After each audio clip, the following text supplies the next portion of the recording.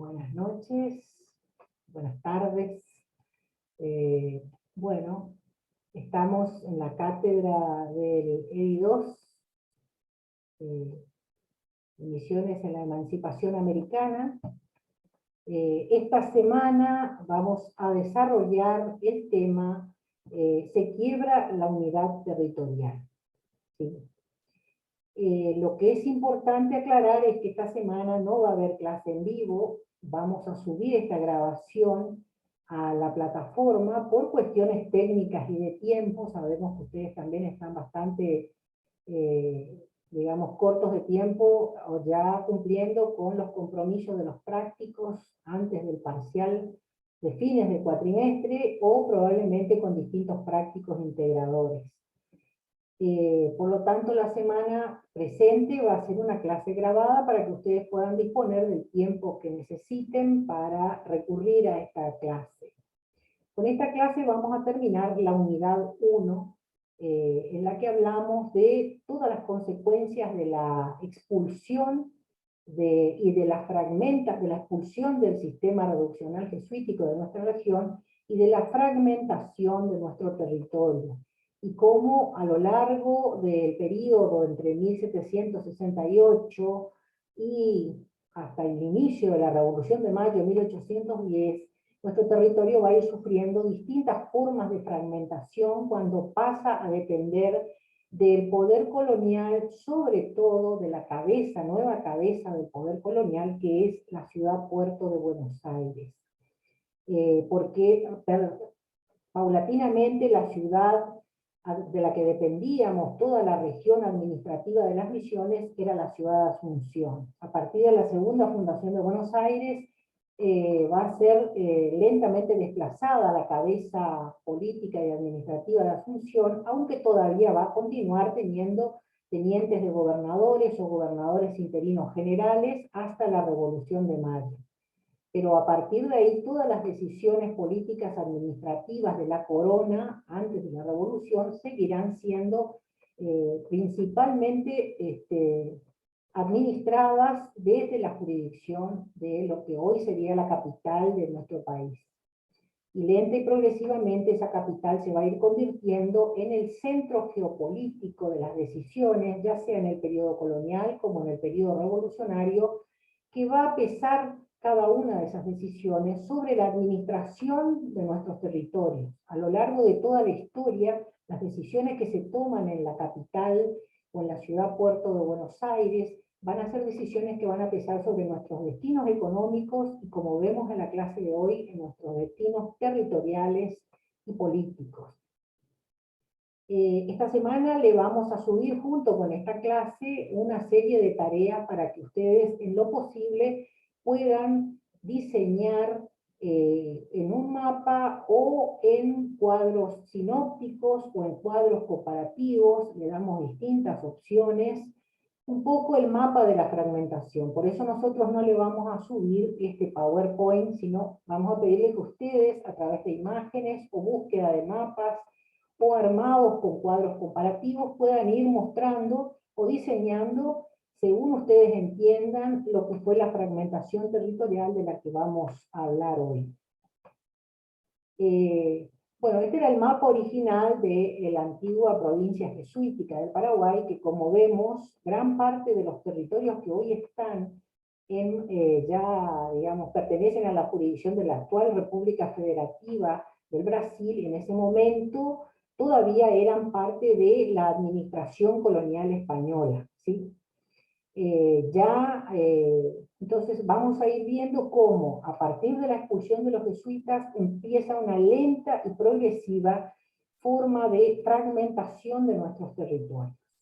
¿Sí? Gran parte de los pueblos pasan, por un lado, a depender de la capital administrativa todavía de la colonización española, de la ciudad de Asunción. Parte de los 30 pueblos que quedan después de la expulsión jesuítica, siempre quedan 30 pueblos. Entonces vamos a escuchar que en las sucesivas administraciones que propone la corona española, todavía en el periodo virreinal, van a haber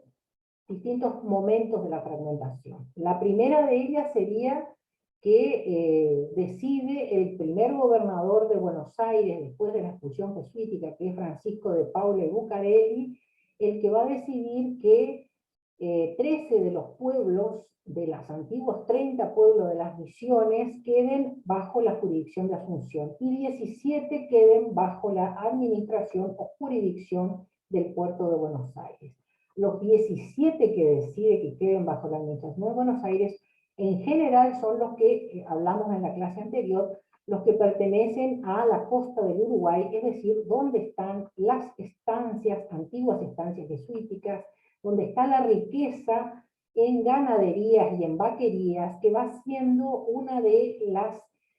¿cómo podemos decir?, economías determinantes de lo que después serían las Provincias Unidas del Río de la Plata y futura República Argentina. El siguiente texto es nada más una síntesis, decíamos, recordamos que durante el periodo jesuítico estos ríos, el Paraguay, el Uruguay y el Paraná, fueron un factor de aislamiento y de protección geográfica para la extensa red de comunicaciones que posterior a la expulsión lo que van a hacer es dividir o permitir la fragmentación lenta y paulatina de los 30 pueblos. Después de la expulsión comienza la primera de las divisiones, que es decir,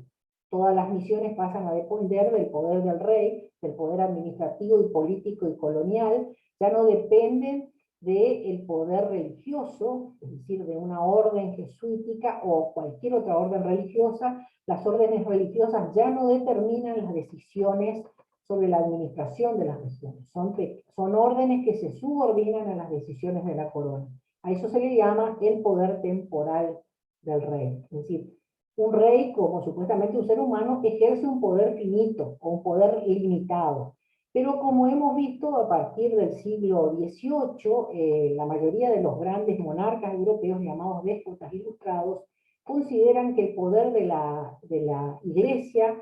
era excesivo e imponía en cierta medida políticas a las grandes monarcas. Es ahí cuando empiezan a aparecer lo que serían las iglesias nacionales. La mayoría siguió siendo, por supuesto, de confesión cristiana en Europa, pero con la Revolución Protestante, la mayoría de esas iglesias cristianas, sean católicas o sean de las otras confesiones, están subordinadas a las políticas administrativas del rey.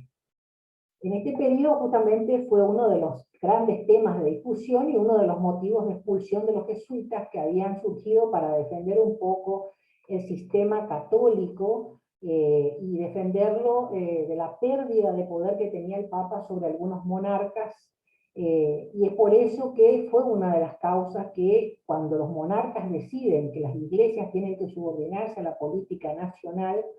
empiezan a resultar incómodos los muchos asesores que tenían las coronas que eran de origen jesuítico. Y entre las tantas acusaciones de un poder excesivo de los jesuitas, después se sumó la administración y el manejo de aquí de las producciones en nuestra región. Esos fueron algunos de los motivos no del todo declarados, pero que siempre concentraban la idea de que ellos manejaban excesivo poder político y económico sobre las coronas. Cuando pasan a depender del poder de la temporalidad de las coronas, en este caso todos los 30 pueblos estaban bajo el territorio todavía español. 13 de los 30 pueblos, como dijimos, van a quedar, según esta nueva administración, con el gobernador Bucareli a la cabeza, el gobernador de Buenos Aires. Ya no es el gobernador de Asunción el que toma decisiones. La corona española va lenta y progresivamente otorgándole capacidad de decisión mayor a los gobernadores de Buenos Aires. Se va viendo como lenta y progresivamente nuestra región, no solo lo que después sería la provincia del Paraguay o la República del Paraguay, toda nuestra región va a quedar asfixiada y subordinada a las políticas del nuevo puerto o ciudad-puerto de Buenos Aires. Es así entonces como el gobernador Bucareli, con asiento en Buenos Aires, toma la resolución de dividir 13 de esos 30 pueblos quedan bajo la jurisdicción del Paraguay, 17 restantes quedan subordinados a Buenos Aires. Entonces, parte de la autonomía que antes teníamos en la provincia jesuítica y bajo la administración de Asunción queda totalmente subordinada a la administración de Buenos Aires. Acá vemos en este pequeño mapa un poco esta misma síntesis de lo que hemos estado hablando, ¿sí? Vamos a ver que de los 13 pueblos que quedan bajo la administración de la ciudad de Asunción, todavía colonial y todavía dependiente de la corona española, algunos de esos pueblos, si uno suma acá, no dan 13 pueblos, si uno suma Candelaria, Santa Ana, Loreto, San Ignacio y Corpus Christi, ahí llegamos a los 13 pueblos. Muchos de esos pueblos están en lo que hoy sería el territorio argentino. Todavía en ese contexto Asunción tenía un importante rol administrativo en nuestra región. Y nuestra provincia no era una provincia como reducida a lo que es hoy en día, y el río Paraná no era una frontera que dividía a dos estados nacionales. Era, al contrario, parte de los pueblos que dependían de la administración todavía importante de Asunción, pero ya en retroceso, digamos. Los otros 17 pueblos abarcan parte de lo que hoy serían los pueblos de la costa del Uruguay y los que estaban del lado de la actual República Federativa del Brasil, es decir, de las llamadas todavía entonces misiones orientales. Luego empieza una serie de acuerdos y desacuerdos con la corona portuguesa, como dijimos en varias oportunidades. En distintos momentos la corona de Portugal y España forman o conforman matrimonios políticos. Entonces, cuando las coronas portuguesa y española están de acuerdo, más allá de que nuestra frontera, entre la frontera de la corona española y la frontera de la corona portuguesa, siempre es una frontera caliente o una frontera roja, la frontera en ese contexto, ¿no?, de entre 1768 y 1810, o 1801, perdón, que es la pérdida definitiva de las misiones orientales, no era la frontera que hoy tenemos entre Misiones y los estados del sur de Brasil. Todo lo que eran los pueblos que dependían de la capital de San Borja o San Miguel, que eran los dos pueblos determinantes, las dos localidades capitales de toda la región de lo que hoy serían, de lo que eran las Misiones Orientales y hoy sería el estado de Río Grande do Sul, estaban todavía bajo el gobierno de la corona española. Esos pueblos, ¿sí?, vamos a ver, pasan a ser administrados según las órdenes de la colonización española por dos gobernadores interinos. Ahí vuelve a haber una fragmentación. 10 de los pueblos pasan a manos o a la administración de un gobernador interino que sería Bruno de Zavala, al mismo tiempo un gobernador formado militarmente, y se le pide a Bruno de Zavala que se haga cargo de los pueblos que están en la zona de frontera o de conflicto entre la corona española y la corona portuguesa. Entonces, 10 pueblos van a quedar bajo los gobernadores interinos con formación militar, muchas veces son conocidos como tenientes de dragones, ¿sí? Otra parte del texto de herencia misionera que nos habla de que 10 de esos pueblos quedan bajo uno de los gobernadores interinos y los otros 20 pueblos pasan al segundo gobernador, eran dos gobernadores en nuestra región, Francisco de Riva Herrera, que luego tiene conflictos con la corona y con la administración de Buenos Aires y es destituido y queda un solo gobernador general interino para los 30 pueblos, que sería Bruno de Zavala. Ahí Bruno de Zavala, que tiene asiento en la ciudad de Asunción, su cargo administrativo, le dan cierta libertad para tomar y para administrar todas las localidades y todos los pueblos de las antiguas misiones. Entonces Bruno de Zavala, siempre, por supuesto subordinado a las órdenes de la corona española, nombra distintos departamentos para administrar esta región. Van a ser 3 departamentos que dependen de los famosos tenientes de gobernadores o tenientes de dragones, es decir, las zonas militarizadas porque son zona conflictiva entre el Imperio de Portugal y Brasil. Los departamentos conflictivos, la capital sería la localidad de San Miguel, con jurisdicción sobre 6 pueblos. Los 5 del Paraguay con asiento en Santiago, ¿sí?, hoy actual localidad de la República del Paraguay, en ese momento todavía pertenecía a la órbita de la corona española, y 4 que van a depender de lo que serían los pueblos sobre el Uruguay. Este mapita está en el texto de Herencias Misioneras que nosotros le subimos. Los escritos a mano son míos, porque cuando yo también tuve que estudiar hace muchos años por primera vez el texto me resultaban confusos. Les hago la aclaración que cuando ustedes tengan que rendir como alumnos orales, los que van a alcanzar el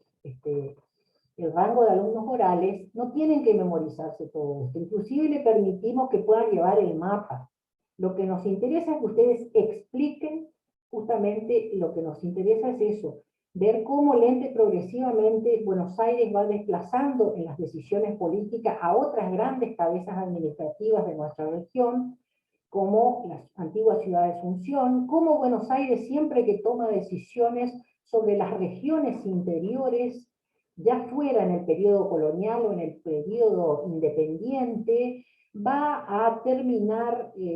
¿cómo podemos decir?, coartando nuestras libertades económicas y también permitiendo que muchos de los territorios que antes pertenecían a, ya sea a la antigua provincia jesuítica del Paraguay, a territorios que pertenecían a la corona española, o territorios que estaban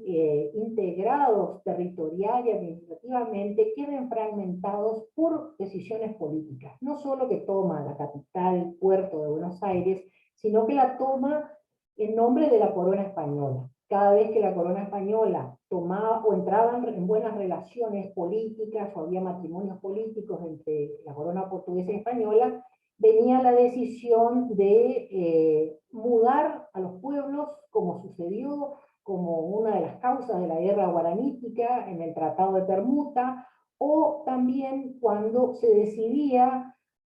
¿cómo podemos decir?, ceder pueblos a la corona portuguesa, solo que no figuraban en los acuerdos que firmaban la corona española y portuguesa como una cesión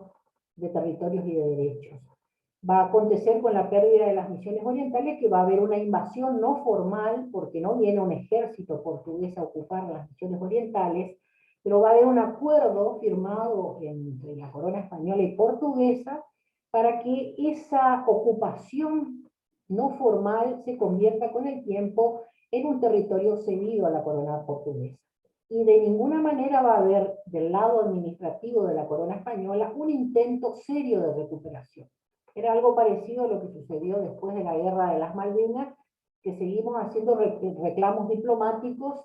No estoy diciendo que volvamos a una guerra y a invadir las islas, pero muchas veces esos reclamos diplomáticos parecen bastante tibios. No quiero ofender a nadie que tenga algún pariente que sea un excombatiente, pero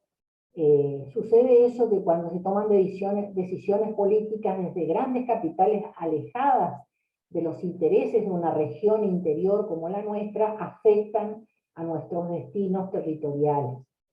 Ustedes ven acá entonces que van a ver esta subdivisión, ¿sí?, que toma el gobernador Bruno de Zavala, que era el gobernador general interino de los 30 pueblos, 5 para el departamento Santiago, hoy ya pertenece a la República del Paraguay, 8 pueblos quedan bajo el departamento Candelaria, ¿sí?, 7 bajo el departamento Concepción, ¿sí?, y 4 para los departamentos de Yapeyú y otros 6 pueblos, excepto San Borja, para el departamento San Miguel. Los que están sobre la línea de frontera, perdón, esto no es la línea de frontera, esta es la actual línea de frontera entre lo que serían la provincia de Misiones, las provincias litorales argentinas, la República del Uruguay y la República del Brasil. En ese contexto todas eran administraciones de pueblos coloniales españoles, pero en esta región los 6 pueblos que dependían del departamento San Miguel estaban en la línea de frontera con Portugal. Y al norte del Paraguay, por eso también los pueblos que el gobernador Zavala nombra, los administradores que nombra, son tenientes de dragones, es decir, personas formadas militarmente con cuerpos militares custodiando la frontera. Acuérdense que al norte de lo que actualmente es la República del Paraguay, ya había ocupación, y Paraguay está prácticamente rodeada en su mapa también por el norte, el noroeste de lo que sería hoy la actual República Federativa de Brasil. En ese entonces también ya había ocupación portuguesa hacia el norte, o por lo menos amenazaban avanzar por allí. Entonces, tanto en el departamento de Santiago como en el San Miguel, había cientos de tenientes de dragones, que eran cuerpos militares gobernados por un teniente formado en milicias. Sin embargo, y más allá de todo eso, es lo que yo aclara varias veces el texto de la herencia misionera, un gobernador general interino para los 30 pueblos, en lo que estuvimos explicando recién, los pueblos divididos en departamentos con tenientes de gobernador nombrados desde Buenos Aires, y los tenientes de dragones en las zonas de frontera conflictivas, como San Miguel, como Santiago y como Yapeyú. Sin embargo, ¿qué acontece? En el año 1801, ese acuerdo firmado entre las coronas española y portuguesa, por supuesto eso no se le decía a las colonias españolas, no había por qué rendirle cuenta, todavía éramos colonos, subordinados, súbditos de la corona española. Se toma la decisión de firmar un tratado entre España y Portugal, en el que Portugal podía avanzar sobre ciertos territorios que anteriormente le pertenecían a la corona portuguesa. Entonces, en 1801, un grupo de desertores del ejército del regimiento de dragones, a los cuales la corona portuguesa le otorga amnistía, disponen una invasión no formal. No venían en nombre de la corona, para que no se formara nuevamente un levantamiento en esta región, como sucedió en la época de las guerras guaraníticas. Y tampoco era políticamente correcto exponer que la corona española estaba entregando territorios, porque estaba siendo presionada no por Portugal, sino por otras grandes potencias que estaban asociadas a Portugal, como era, por ejemplo, el Imperio Británico. España estaba perdiendo enormes territorios por distintas decisiones políticas desacertadas de la conducción española. No es casualidad que unos pocos años después, de 1801, 9 años después, entren los franceses, ocupen España, quede prisionero su rey, y nosotros empecemos con los cabildos populares a declararnos o a buscar gobiernos patrios. Entonces, en 1801 ocurre esta avanzada informal, decían los textos, de una serie de antiguos soldados desertores, a los cuales el gobierno de Portugal le otorga amnistía,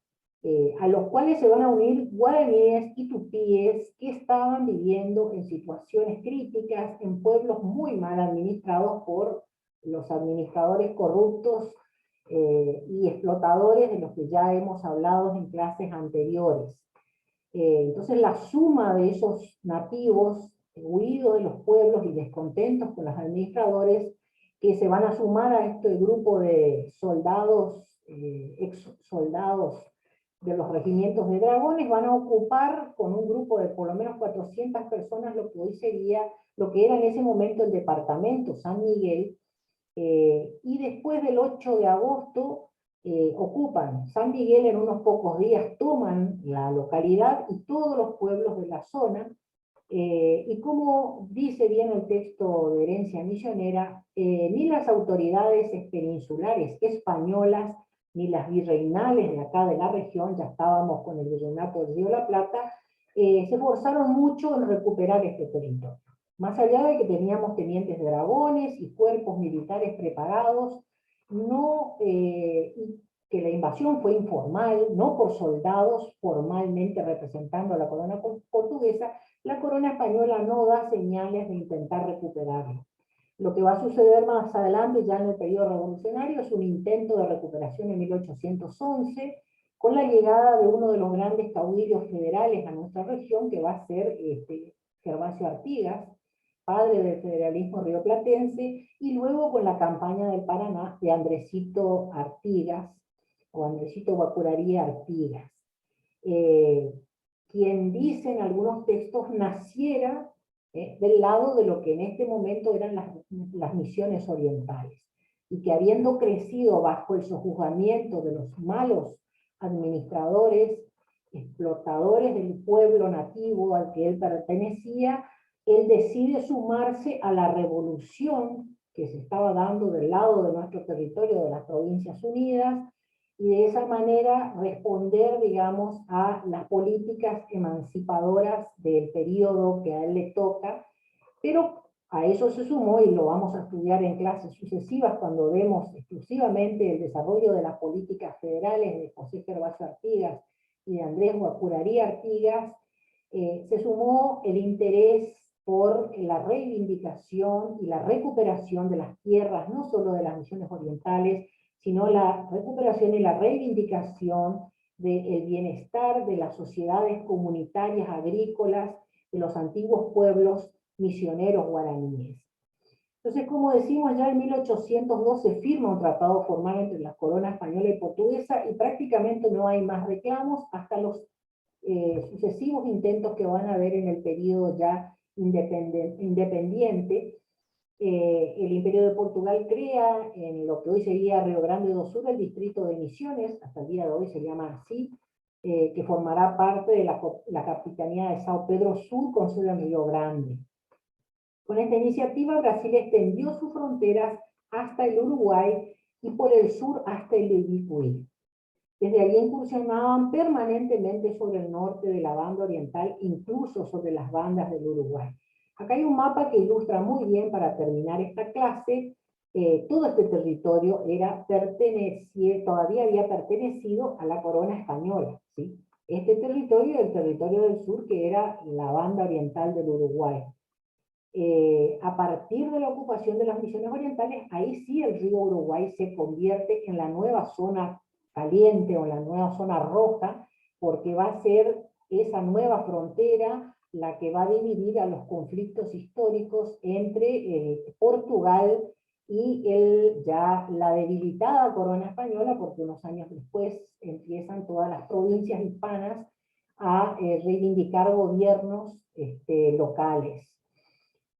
Otra cosa que vemos cuando se cierra esta salida, se quedan las misiones orientales del lado de Brasil. Las misiones, como le va a pasar a la provincia del Paraguay, pierden la posibilidad de sacar su mercadería por otro lugar, porque acá había salida al Atlántico, lo mismo le pasa al Paraguay. Perdemos la posibilidad de sacar nuestra economía adelante a través de otra vía que no sea única y exclusivamente, ya sea por el Uruguay o por el Paraná, pero especialmente por el Uruguay. Nuestra mercadería sí o sí tenía que derivar al único puerto internacional.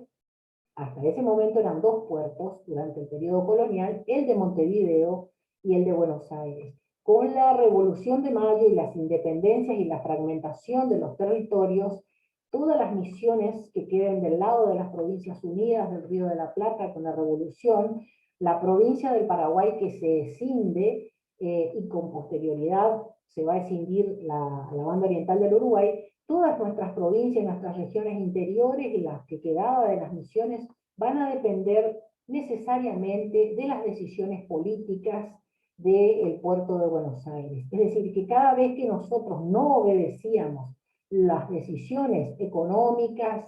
territoriales, como sucede hasta el día de hoy, y por eso es uno de los motivos que la provincia del Paraguay se escinde de las Provincias Unidas, terminábamos siendo asfixiados económicamente por el cierre del puerto de Buenos Aires a nuestras mercaderías. Y siempre se nos imponía altísimos impuestos, era la forma de cerrarnos en la salida. Esto que se discute hasta el día de hoy de los derechos de coparticipación federal, bueno, tienen origen en el desarrollo desmesurado de esta capital geopolítica trascendente del Río de la Plata. Entonces, la fragmentación de misiones no es solo una fragmentación de los antiguos territorios misioneros jesuíticos, sino también tiene que ver con el pasar lenta y progresivamente a depender